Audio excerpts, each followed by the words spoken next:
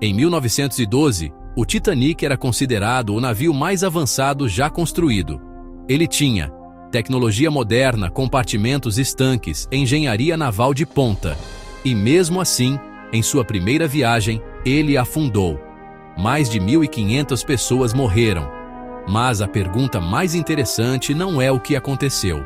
A pergunta é: por que o sistema falhou tão facilmente? O mito do inafundável. O Titanic foi projetado como um navio extremamente seguro. Seu casco tinha 16 compartimentos estanques. A ideia era simples. Se um compartimento fosse rompido, as portas poderiam ser fechadas, impedindo que a água se espalhasse. Esse sistema dava a impressão de que o navio poderia sobreviver a vários danos. Isso criou uma percepção perigosa.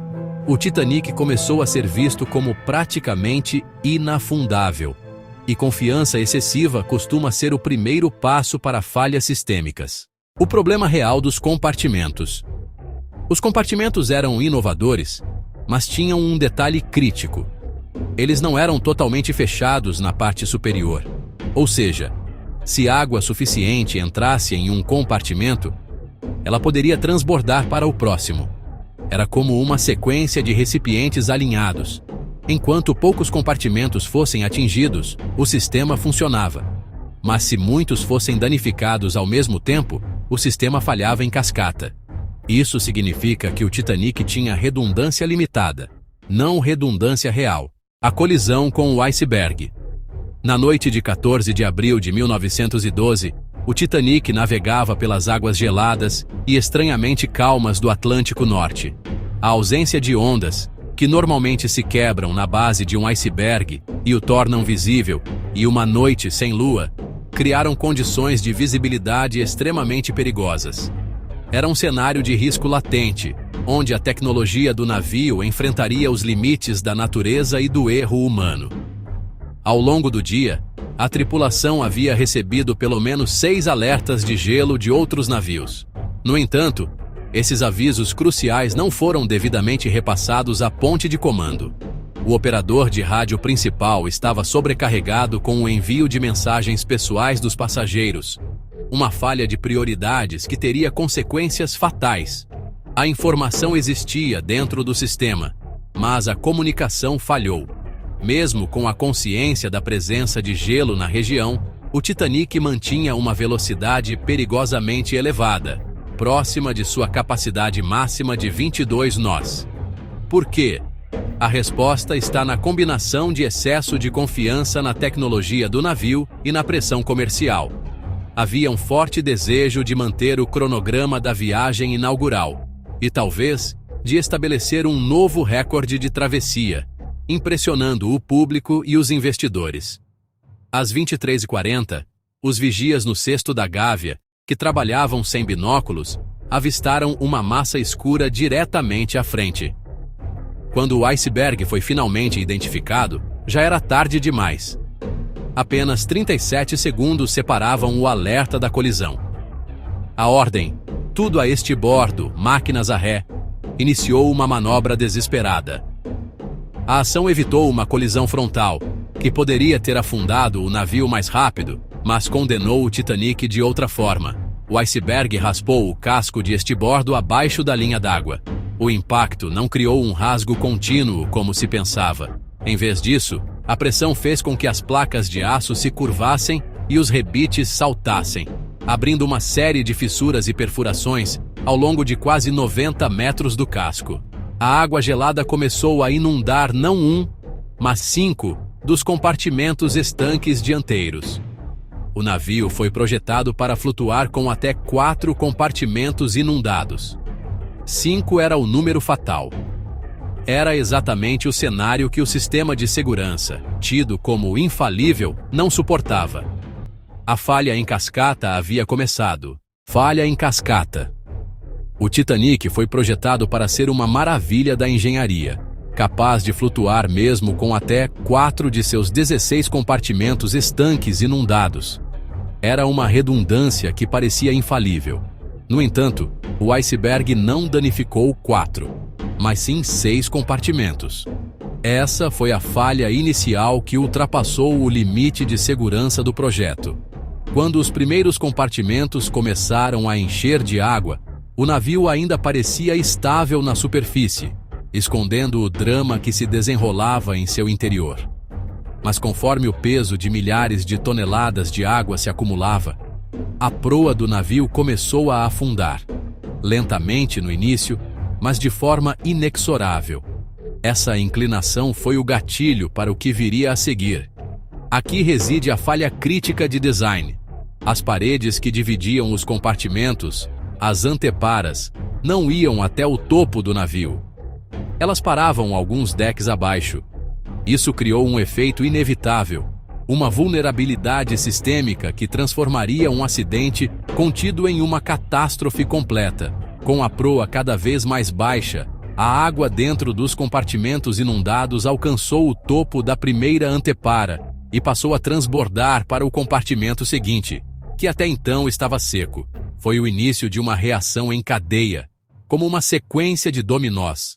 Cada novo compartimento inundado adicionava mais peso à proa, inclinando o navio ainda mais e acelerando o transbordamento para o próximo.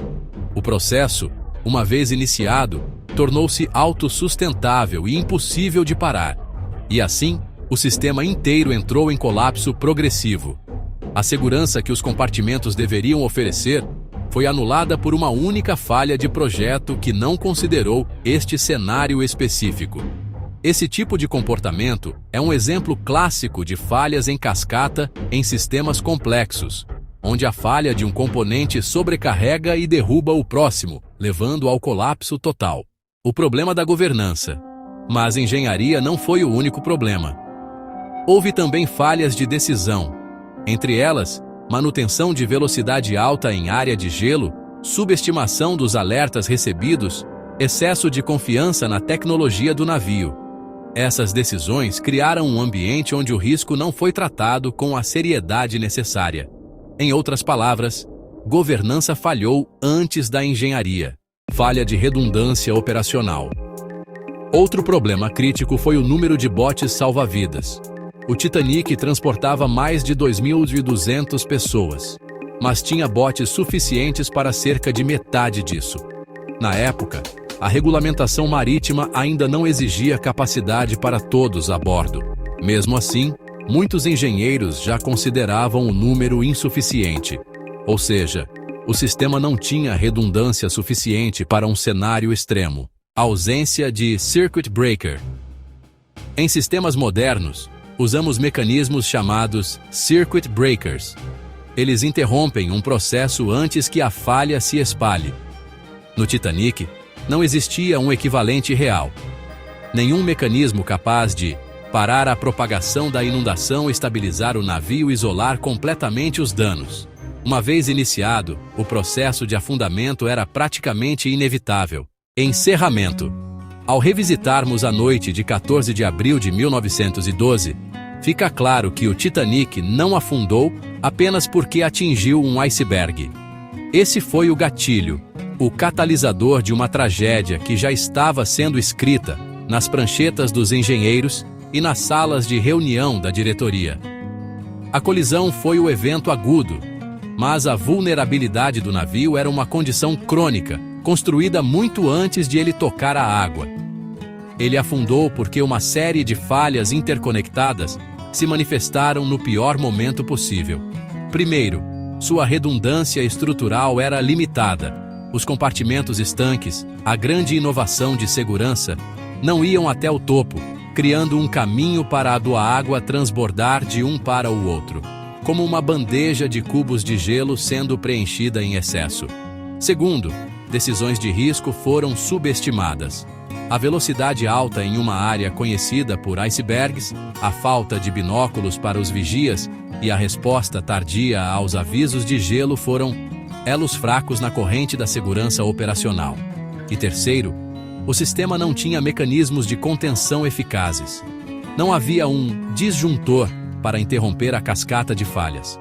Uma vez que mais de 4 compartimentos foram inundados, o destino do navio estava selado. Em outras palavras, O desastre foi o resultado de várias falhas pequenas se alinhando para criar uma falha catastrófica. E essa é uma característica comum de colapsos sistêmicos. Raramente existe uma única causa. Geralmente, é a convergência de fatores técnicos, humanos e organizacionais que leva ao colapso. O Titanic não é apenas a história de um navio. É uma lição sobre a complexidade e a fragilidade dos grandes sistemas que construímos. No próximo episódio de Colapsos Sistêmicos, vamos analisar um colapso ainda mais complexo e de alcance global. Um sistema global altamente interconectado, construído sobre promessas de prosperidade e inovação, mas que escondia vulnerabilidades profundas. Um sistema que, assim como o Titanic, parecia robusto demais para falhar, mas que entrou em efeito cascata em 2008, provocando uma das maiores crises financeiras da história e afetando a vida de bilhões de pessoas.